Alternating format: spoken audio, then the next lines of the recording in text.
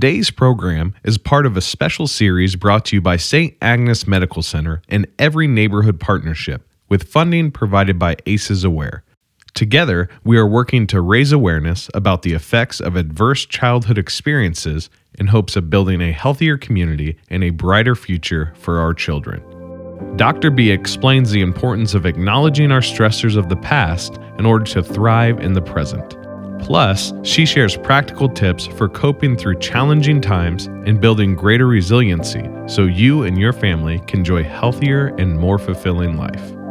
Hi, you're listening to Delusional Optimism with Dr. B, where we explore human resiliency and learn how people thrive even after adversity. We break down the complexities of the human brain so concepts are simple and relatable. It's fun and empowering to understand how your earliest experiences influence your relationships today. What makes you tick?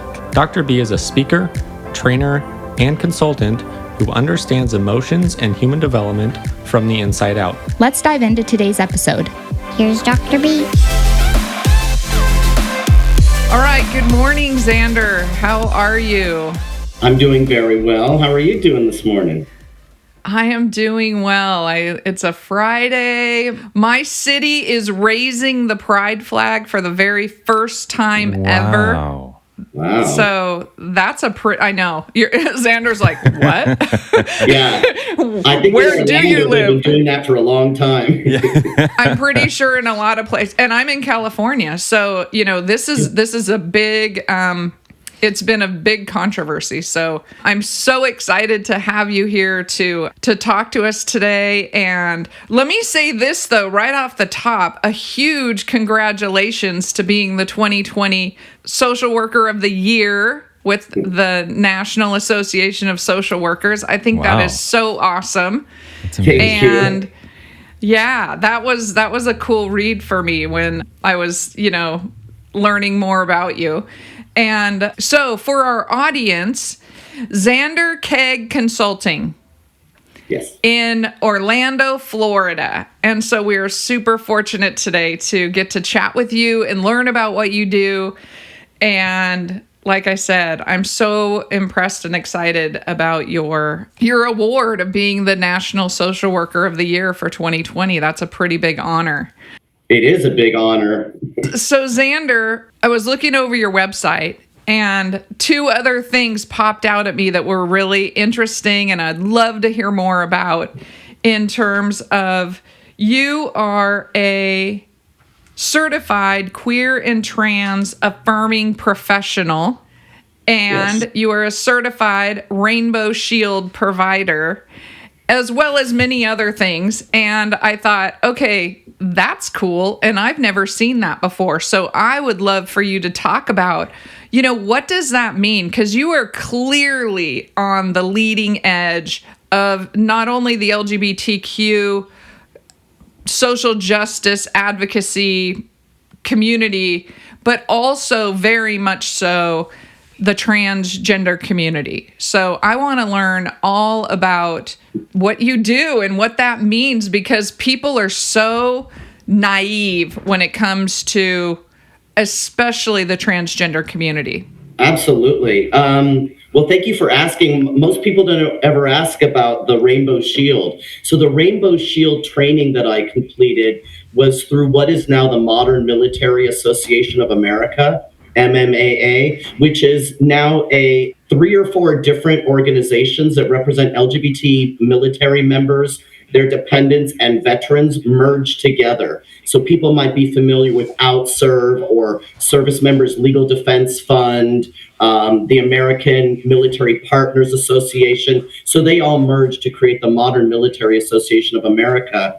And I'm a veteran of the U.S. Coast Guard, and I worked at the Department of Veterans Affairs and also as a Veterans Employment Services Specialist for the California Employment Development Department down in San Diego County. And so when I learned about this Rainbow Shield training, it's geared towards people who work in the community with veterans to learn specifically about LGBT veterans, our issues, our needs, our concerns, our resources, so that people who are like veteran service officers for the counties around the country or who are working for Department of Veterans Affairs or working in different cities and states that have departments of Veterans Affairs. It gives them the resources and tools to work with LGBT identified veterans in particular. So that's where that training comes through.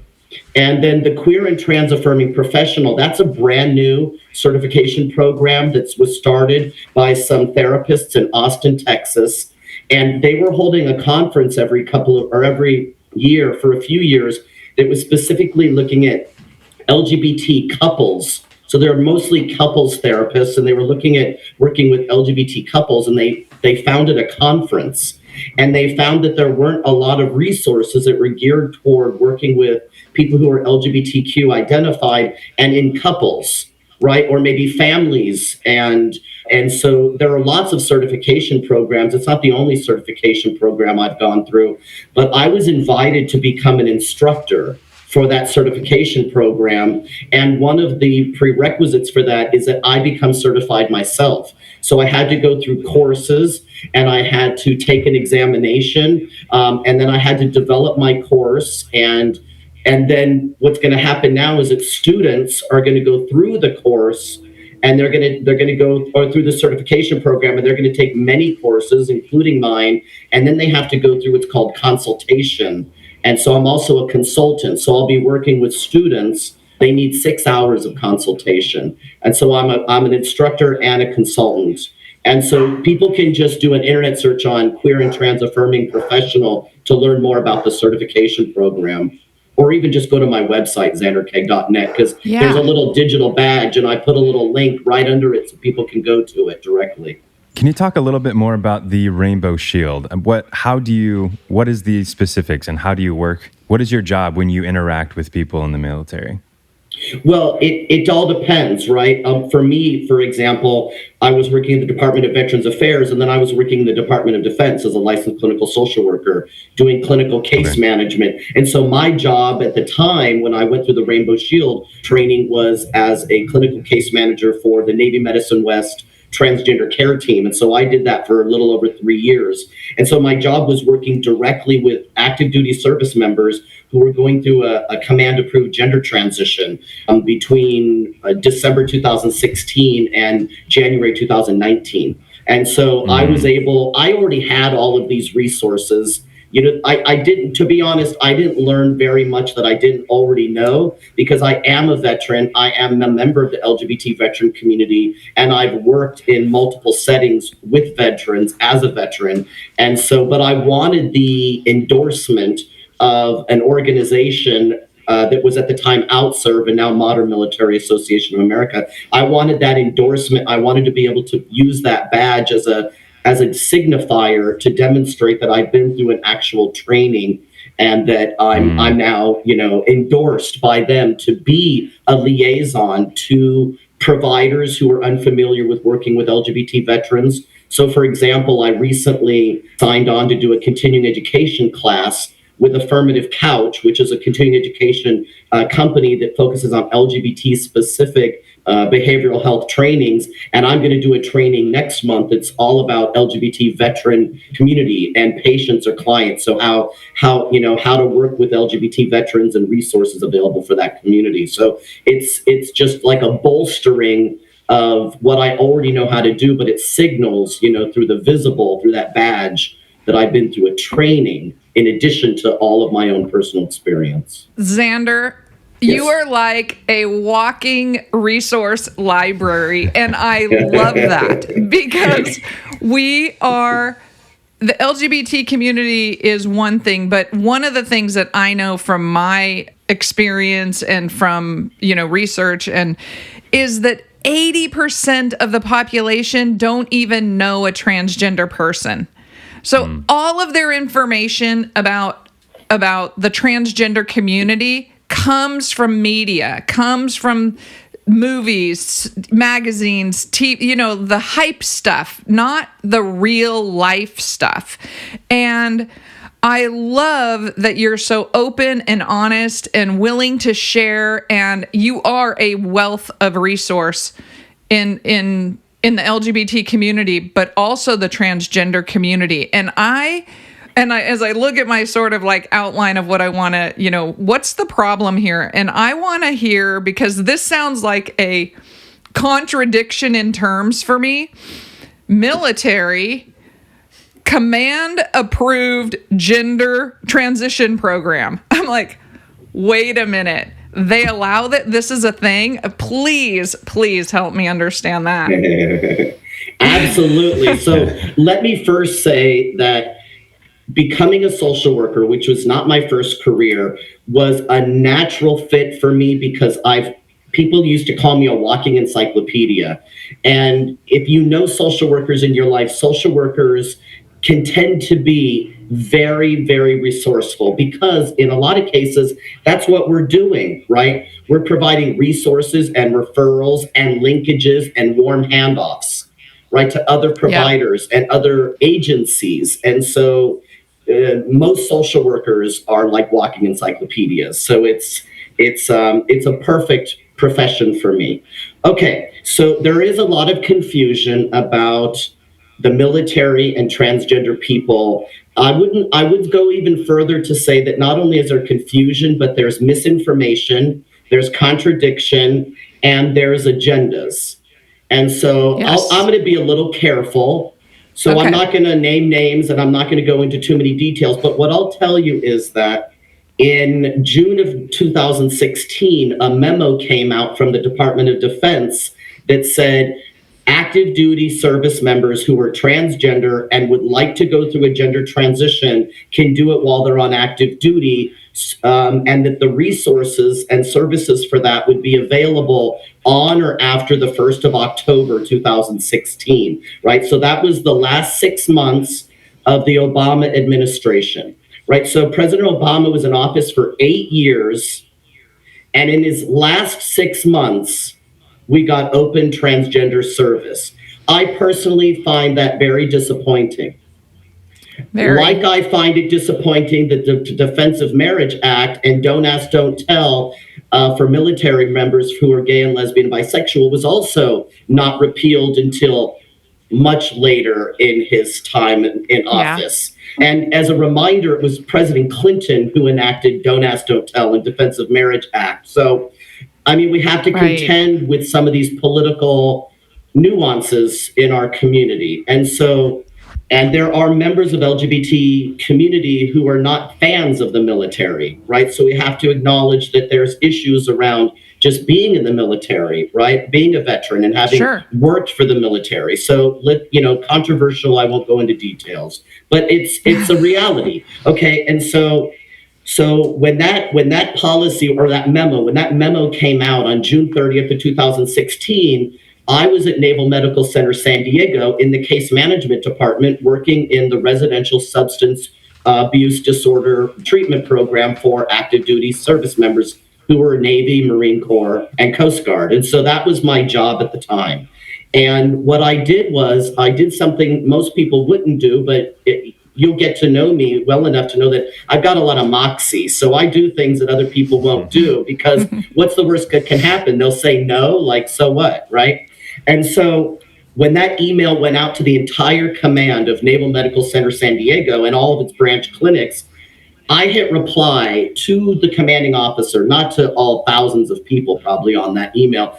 And I reminded her that we had just met a couple of weeks earlier during my onboarding because I was a GS-12, which is a high-ranking civilian position, right? If it starts at GS-1, it goes to about GS-15. I was a 12, right? So that's pretty high up there. So I got an opportunity to meet one-on-one or in a small group, I should say, with the commanding officer. So I reminded her that we had just met very recently and that I had come from the Department of Veterans Affairs, that I work with transgender veterans, that I was serving on the Transgender American Veterans Association Board of Directors and had for, at that point, about a year and a half, and that I was also transgender and a veteran, and I worked in her command. And if I could be of any service, please let me know. I don't think 15 minutes went by and I didn't get an email from her, not her assistant, not her secretary, right? This is the commanding officer of the whole, So, well, she was actually the second in command, but the first in command was gone. So she was the interim commanding officer. And so she responded to me and said, I'm going to have a meeting and I'm going to get you on the schedule to come to that meeting. And so I was at the very first meeting for the command where we were going to discuss, like, what does this memo say? What does it mean? What do we need to do? And so then we had a second meeting, and it was decided at that second meeting that I would be the case manager for what was to become the Navy Medicine West Transgender Care Team. And so This was dictated by the memos that were coming out of the Department of Defense based on policy change, which was coming, that said active duty service members who are transgender, if they follow a very particular process or path, can get a command-approved gender transition. And so we built the transgender care team for Navy Medicine West, and that included Asia, the Pacific Islands, the Western United States. It also included parts of Central and South America if there had been people stationed down there that wanted to come forward. And so we spent from basically July until December building the team and building the process. And my responsibilities as a case manager was to build the intake and orientation process and work on the case consultation process and manage the database of all those service members. It was ultimately about 300 that were on my caseload when I left that position. And so, yes, as of October 1st, TRICARE, which is the medical benefit delivery system, right? It's not health insurance, but it's for active duty people and their dependents and retirees. Those benefits were available starting on October 1st, 2016. So military dependents could also get access to gender-affirming hormones and gender-affirming surgeries. So could active duty, but active duty had to go through a very specific process or a specific pathway, and we developed that pathway. It wasn't developed for us by DoD. Each branch of the military had its own process. We just had to all be able to provide it, but how we provided it was going to be unique to how the Navy did things, how the Air Force did things, how the Army did things. And so there were many hundreds and hundreds of active duty service members who were able to go through a command-approved gender transition, which included surgeries and hormones and getting their personnel documents all changed, like the name and the sex, changed the uniform they wore, everything. Everything was able to be changed. And that never stopped, by the way. Even when the new policy came out in April of 2019, the policy stated that anybody who was already in that pipeline of a command approved or on their way to command approved could keep moving forward.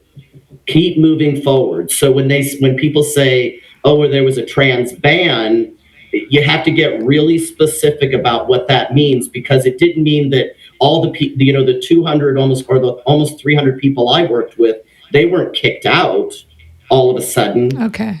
As a matter of fact, they just kept going. They kept doing hormones. They kept getting moved forward in their surgery process, and that didn't change. It might have slowed down for some people because people were unsure. What does this mean? How do we progress now with these changes? And so that might have taken up some time, but most of the people I worked with are still serving and in their affirmed gender, not the sex that they were assigned. I was going to ask that, because that was immediately what I thought was, oh my goodness, did it slow down the pipeline? Did it slow down the process? Or were people just immediately cut off? And then the other part is going through this transition process, moving into their affirming gender. Yeah. And all the while being in the military. All the while being in your regular life. Like, can you share with us a little bit about that real life experience of people that you consult with, coach, work with, personal experience? This is on the ground real life. Absolutely, just to give you the range of people I was working with, there were a few people that I was in regular contact with, but they never pursued a command-approved gender transition. They were too worried. They were too worried about how it would impact their ability to get promotions, their ability to re-enlist, how people would see them, treat them. They were very concerned about it. And then there were other people who were like one of the very early like adapters, like they jumped in on it as soon as it came. They were one of the first people that I did an intake and orientation with, and they stopped transition, not because of any policy, just because of their own personal reasons why, right? And so, and those are very complex. But I can tell you that of the people I worked with, most were enlisted, but many were officers, and people were getting promoted. People were making chief. They were moving up in rank in the officer corps and in the enlisted side. So I couldn't see that there was any real barriers. A lot of it had to do with the individuals themselves. You know, I tell people that of the people that I worked with, there were about 10% that were like, they were just extraordinary. They were like the top of the military. They were excelling in their occupation. They were involved in so many different extracurriculars or details, they call them, which is always really good for advancement. And then there were about 10% that they did the bare minimum. They really did. They did the bare minimum. They had their gender transition process taken care of. They started hormones. They got their paperwork changed. They maybe even had some surgeries. And then they just got out of the military. They just got out. And some of them got out early on what they call administrative separations. They initiated getting out under like an adjustment disorder diagnosis. They just didn't want to be in anymore. They wanted to go live their life. And then everybody else was just your average normal person, right? They were getting up, putting on a uniform and going to work every day. And they had a family they were taking care of, right? But so, and that's regular life. Like we all kind of fit into those categories, right? The majority of us are just getting up and doing what we got to do every day. And there are some people out there in the world who are like doing extraordinary things. And so that's exactly what I dealt with my caseload is I had just, what you would imagine out in the non-military world. There's so many differences between the branches of service, right? I worked for the Navy, so I was working with people who were serving in the Navy, the Marine Corps, and the Coast Guard, because the Coast Guard gets most of its medical care from whichever military is around them that has the hospital or the clinic, right? And I'm a Coast Guard veteran. We had like one or two, what would be called medical technicians or the Navy corpsmen who did medical on base, but I basically had to go to the Navy hospital or the Navy clinics if I needed anything beyond like getting my temperature checked or something, And so, because that's just, it's the Coast Guard is really small. So when you're working with the military, so many factors matter as to where in the world you're serving, like the people you're working with. Are you working with people while you're in Germany or in Georgia, right? The state of Georgia, not the country. And then it also depends on if you're working with the Navy or the Army, the Air Force. They're all very different. And we were all organized very different. The Navy had two transgender care teams, Navy Medicine East and Navy Medicine West. The Air Force had one central in San Antonio, Texas. There's a joint Army Air Force base down there. The Army had multiple, I don't even know how many they had. They had multiple transgender care teams or transgender care groups. They were very different from the others. So, and that's normal, right? That's the way the military is. They're all very different, the branches.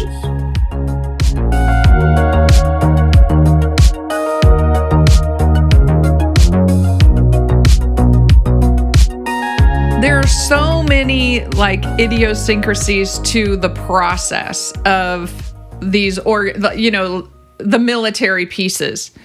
And I just can't find myself not thinking about the emotional. If I were a transgender person wanting to do affirming surgery, it scares me to think about the process of how to even start and where, and then, oh my gosh, who am I going to run into? Like, who is going to help me through this process? Like, it just feels emotionally overwhelming. And so can you speak to that side of it too? Because this, I feel like I have some moxie and it scares me. So if it scares me, I can only imagine how not that I'm not scared of anything, but, in general, like a young person in this position. I love that we're using the word moxie. That needs to come back into modern vocabulary. I'm a big fan of that word. That's a great word. Okay. Absolutely. Yeah. I used the other day in an article, I used glean and grok, and I bet people are going to be like, what does that even mean? I love those words. I love using those, because they're very concise. Yeah. Yeah. But Dr. B, do you mean like within the military context, or just in general around transition? And because I can talk very specifically, or very generally. I think I mean probably as broad a context as you like feel comfortable with. Well, you said earlier on something about where a lot of people get their information from the media, right? About who trans people are and what our lives are like, right? And so what you see typically is the negative aspects, right? So people will recite, 41% of trans people have attempted suicide. And that's a statistic that comes from one survey done, around 2015 that had no follow-up questions. So it's a little, there's some problems there. They need to do more research on that to have. Okay, I love that. Right? I love because that you're balancing it out. Yeah, because there were no follow-up questions that dealt with, like, at what age were you? Was this prior to you even acknowledging or recognizing that you perhaps were trans in some way? So, and was it really a suicide attempt, or was it self-harm? It's two different things, right? And so they need better. We need better research that is specifically on suicide and that has to do with the trans community. That it's more comprehensive.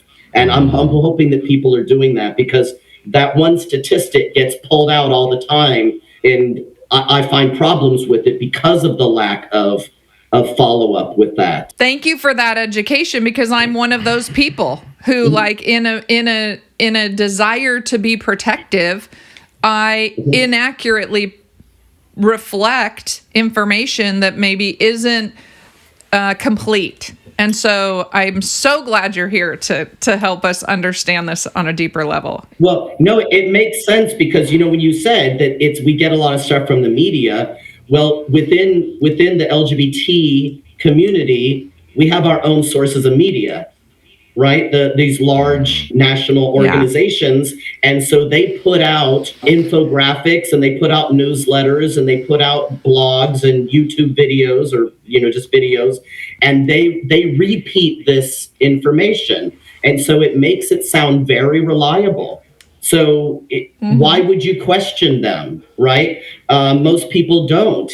And I'm not necessarily questioning them. I just think if we truly want to be good stewards of our community, then we should dive deeply into actual research on LGBT people as a whole, and then break it down into the different groups and look at suicidal ideation, suicide attempts. We should be looking at all of those factors. And so I hope that people who specialize in that kind of research are doing that research. And maybe there is some out there now that I'm just unaware of. I mean, that's obviously possible. But that 41% is almost always linked to that one study done by the National Gay and Lesbian Task Force. And it's not their only study on the trans community. It was their first one. And so, but also another issue is when we talk about trans community, there's a lot of different identities within the trans or transgender community, right? So you have transgender people, and then you have non-binary, and you have gender diverse, and you have gender non-conforming, and you have transsexuals. And so there's a lot of different terms that people use to describe either how they identify or their experience of themselves, right? For example, I say transsexual, but it's not my identity. It's just my identity is I'm a social worker, I'm a husband, I'm first generation American, right? My gender isn't my identity. And so Right. But so what does that mean? Because the audience doesn't, remember, the audience has only learned any of this from the media and Google. a quick Google search. So Yes. tell us what that means to you. Why do you pick transsexual? And then what do some of those other terms mean specifically if you were talking to a parent of a trans youth or somebody who was really just walking through the door saying like, help me? Because that's our audience. Like, this is who they're saying, what does that mean? Yes. And let's feed them the information. So I'll preface by saying that I'm gonna give you my understandings, like how I make sense of these terms. You can ask 9 more people and you'll get 10 answers.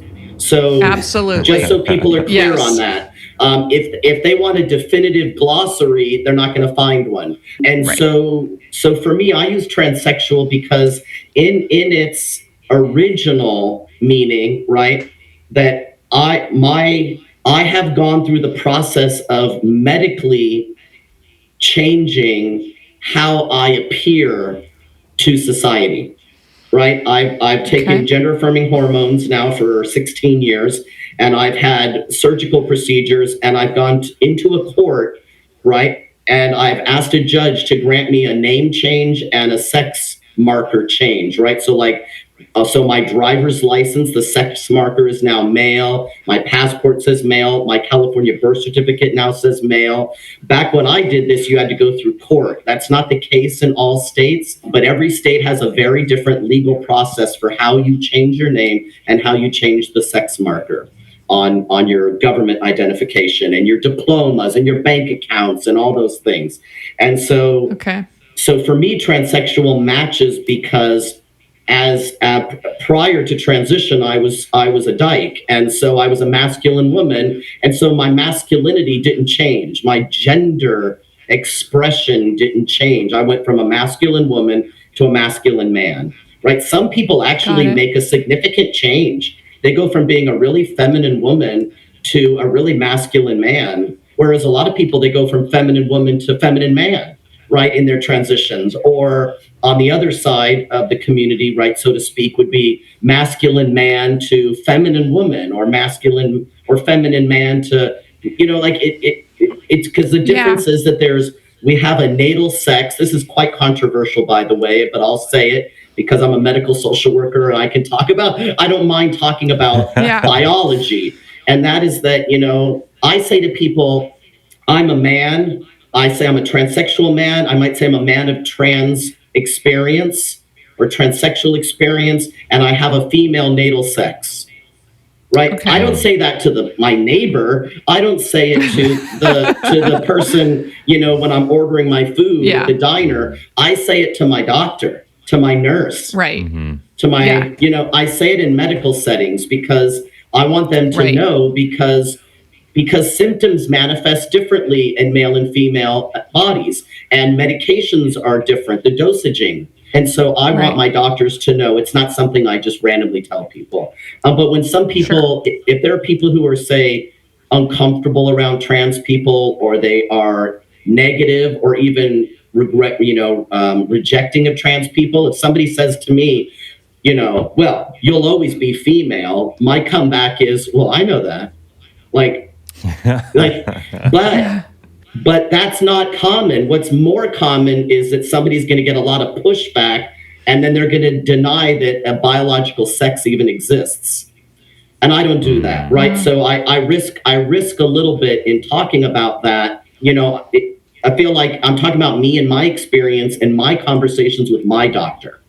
So I feel like I should be able to talk about me and my life and my body in my terms.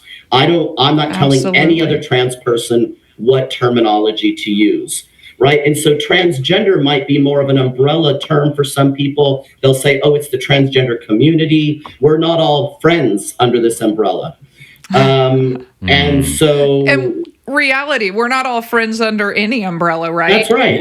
That's right. There's a whole lot of umbrellas, and we're not all friends under any umbrella. I want to thank you so much, Zander, for your bravery and courage for sharing these details, because it really is informative for people that, hey, you know what? this is one person. I'm one person. Yeah. Seth's one person. We have our experience Yes. living our lives. And Absolutely. so, but it is and we're not so a monolith, helpful. right? The trans community is not a monolith. Non-binary people are people who, in general, this is very general that I'm speaking, Sure. would be, they would say that they are either transgressing or rejecting or somehow dismissive of the quote binary, meaning there's only male and female or masculine male and feminine female, or right. So they're rejecting that they have, because maybe they've grown up in a family, a society, a culture that's reinforced that. I didn't grow up in that. I grew up in Los Angeles, California, in a Mexican family, wearing my boy cousin's hand-me-downs and hanging out at the beach in OP and Hang 10 on my skateboard, right? So I was very much a little tomboy, so to speak, and I was allowed to be. We were neighbors. I was in Redondo Beach, so. Okay, I was in Ventura, but Yes. and lived in Glendale for a little while, and Oh, so yes. yeah, No, I love it. So So, we digress. We digress. Yes. So some people, right? Some people are raised in stricter and more traditional, more conventional households, and more and within religious systems and cultural systems. I didn't have that. I mean, maybe I could have. Partly, I think it's because I just didn't care. And I didn't do what I was supposed to do. I mean, I was a juvenile delinquent. And so if I was going to buck the system legally, why would I at home adhere to the social norms from my family? Like, I wasn't going to do it. Some people, I'm an externalizer, some people internalize. So I think some people internalize more of those social norms, more of those social expectations. And then when we get older, then some people get really angry at those social norms and social expectations, those cultural norms. And I didn't do that. I just said, well, I think it's stupid when I was a kid, and I just walked away from it. And so it didn't scar me in the way that some people are scarred because of that internalization. But gender diverse people, like there's gender diverse, gender nonconforming. Again, these are terms that people use. These are labels or identities that are very specific and unique to the person. Because somebody who I might say, oh, maybe they're gender non-binary, they're going to say, oh, no, I'm just gender non-conforming. So they're used sometimes interchangeably, sometimes very distinctly. And it's hard to know until you speak with that individual. They're not good words to just generally use. I think transgender gets used generally, and then individuals can say, oh, I don't use that term. So, for example, when people put demographic questionnaires together and they're asking about, sex, and they're asking about gender, and they'll put transgender. And there are some people that I know, transsexuals, who won't check that box, transgender. They'll just check male or female. And then that center, that clinic, that organization, that institute is not capturing their demographic data in a way that might be useful for them, especially in getting grants. That is really fascinating. Zander, thank you so much for your time. We like to close out these episodes with some practical takeaways. So with all your experience, both personally and professionally, what are 2 or 3 things that you can, for those people out there that are maybe looking to transition, or parents of people that have transitioned or wanting to, whatever, any variable of those things, I guess, could you just speak to those people right now and give them some level of where to look things up, how to become informed, like at one step. Yeah, just kind of speak to how to do that well and with bravery and moxie, with moxie. That's right. Let's bring back some moxie, Seth. Yes. I would definitely, for parents, I think a great place to start is to go to the Trans Youth Family Allies website, which is it's IMATYFA. I'm a trans youth family ally. So IMATYFA.org. And there's resources for parents, for educators, and providers on that website. And then it'll lead you all over the interwebs and to in-person groups that parents can join. So a lot of parents might be familiar with PFLAG, right? PFLAG's been around since the 80s. Parents and Friends of Lesbians and Gays, parents come together and talk in their local communities. Well, TIFA has a similar network of parents, but they can just go to PFLAG also, pflag.org for parents. For trans people, I highly recommend a newer organization that was started. Disclaimer, I'm an advisor to the organization, but I think what they're doing is amazing. It's called the American Transgender Resource Hub, atrh.org. And when people go to that website, they'll find not only resources, but they can fill out online a HIPAA compliant, meaning their privacy is protected, a HIPAA compliant form, an intake form. Then a volunteer of the organization will contact them and help them find the resources and connect with the people and the organizations and the surgeons, whatever it is they're looking for, right? So, and there's no cost for that. A lot of times people pay money to it's basically like having your own case manager, right? And so, American Transgender Resource Hub. So Trans Youth Family Allies for parents, American Transgender Resource Hub for the trans community, people who are non-binary, gender non-conforming. It was founded actually by a 19-year-old trans man in Los Angeles of Mexican heritage. So I'm really, really in awe of this young man for starting such an amazing organization and providing so many great resources to the community. So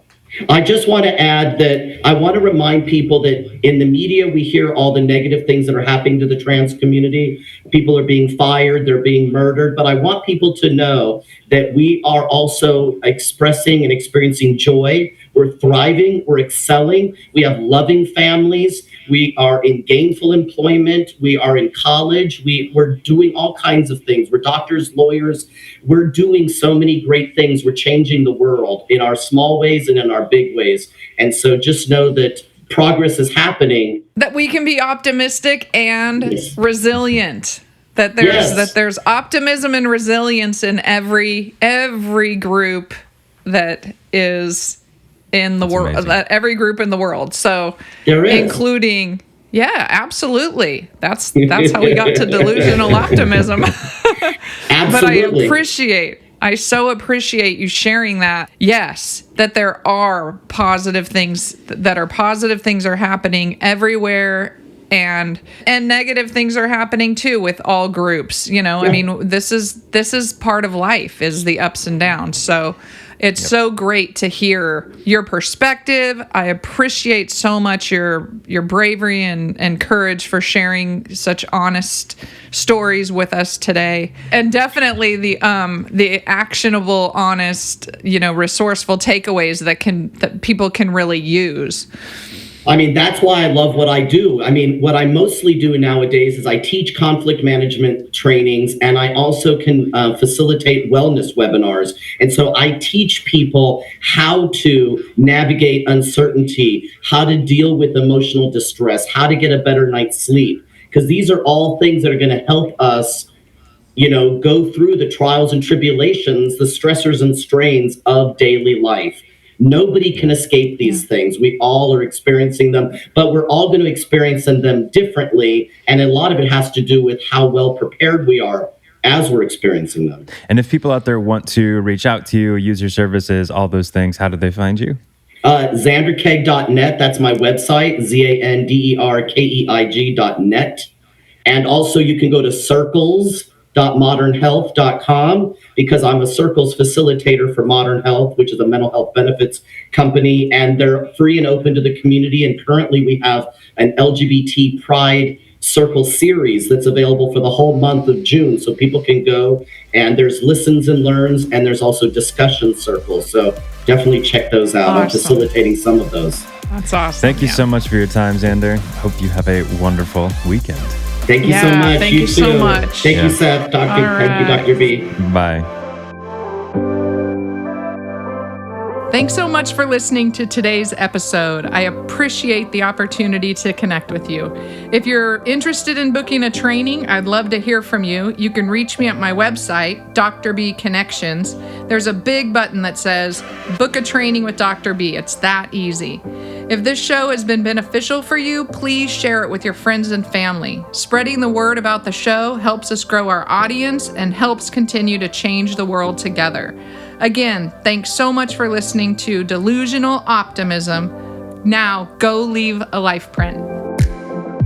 Thank you for listening to this special episode of Delusional Optimism, brought to you by St. Agnes Medical Center and Every Neighborhood Partnership.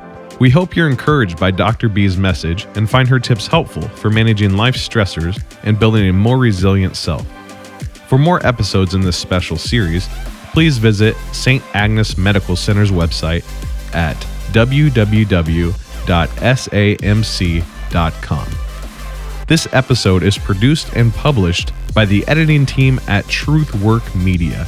Truthwork Media is a full-fledged podcasting and social media agency located in South Bend, Indiana, with clients all around the world. For more information, visit them at truthworkmedia.com.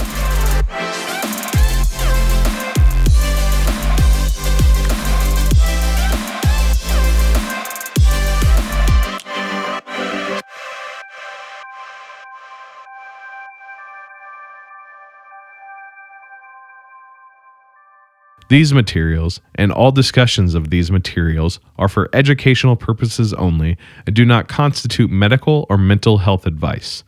The presenter is not a licensed mental health or medical service provider. If you need medical or mental health care or advice, you should contact your doctor or therapist, or you can contact your insurance company for a referral. This show and all of its contents are copyright 2020 Dr. B Leave a Life print. Reproduction or use requires written consent of Dr. Kristen Beasley.